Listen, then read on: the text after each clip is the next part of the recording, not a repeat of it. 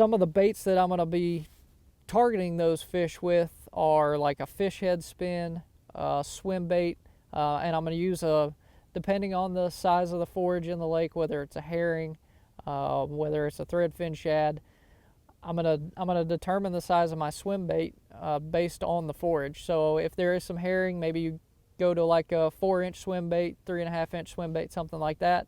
If the shad that the fish are feeding on are a little bit smaller, I'm gonna go with a 2.8 Berkeley Power Swimmer, and I'm gonna put that on a heavy head, and I'm gonna, let that thing go to the bottom. Even if the fish aren't on the bottom, because a lot of them, if you throw to them, they won't bite when you're reeling it past them. You got to let it fall to the bottom, and for whatever reason it gets down there and then they bite it. And you're going to use just a real slow retrieve. Like I said, use a 3/8 ounce, maybe a 1/2 ounce even head. Try to find something with a smaller hook if you're using that 2.8 size, if you've got threadfin shad in there and they're not really big bait fish, or if it's super clear.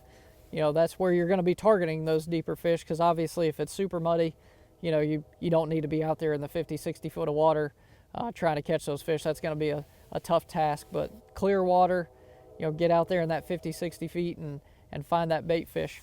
The 2.8 power swimmer that I was talking about, like I said, rig it up on a heavier head. This is a 3/8 ounce head. That's the head that I'll start with. And I really want to reel this very, very slow.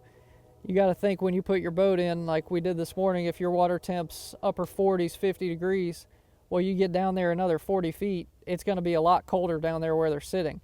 So I almost work this thing like I'll pull it with my rod, and then I'll pick up the slack with my reel.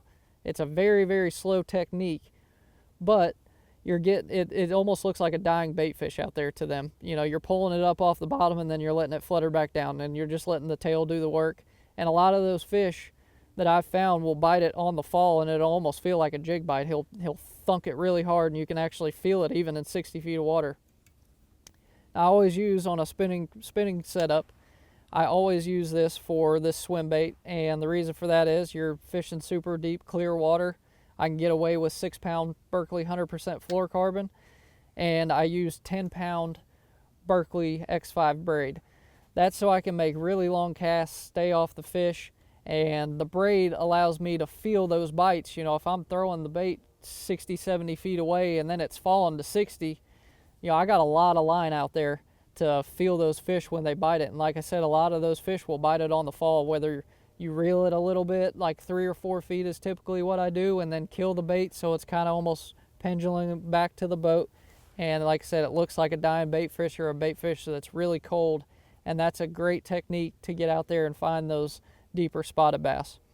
I use a Revo MGX. I use a 30 size reel, and that's for making those long casts. 30 is a little bit bigger than a 20, and it allows me to really bomb that swim bait out there and get it out to my target.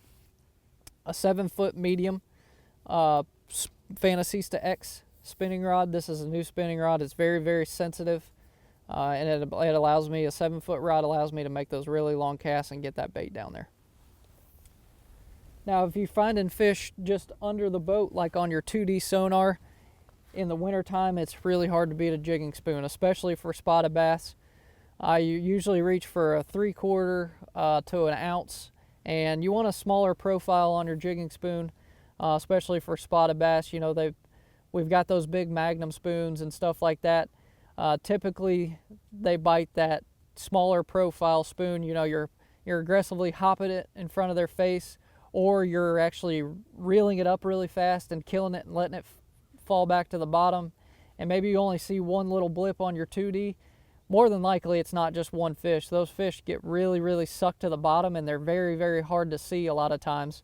So dropping to that one little mark that you see could be 5 or 6 spotted bass just sucked to the bottom, especially, like I said, when you get these high sunny conditions and they're really, really tight to the bottom. A jigging spoon is a great way to get down there fast and just jig it up right under the boat. You can either use a jigging retrieve, you're snapping your rod. Don't pull it up super, super high, maybe 4 or 5 feet, and let it fall back down to the bottom and do it again. And you're causing a reaction strike. And again, this looks like a dying bait fish as well to a fish. Like I said, 3/4 or 1 ounce is my go-to, something that gets down there quick and you can keep it in front of them and keep their attention. And the information Bass University provides isn't your basic run-of-the-mill fishing video. This is specific information from A to Z to help you learn, get to the water, and become a better angler quickly.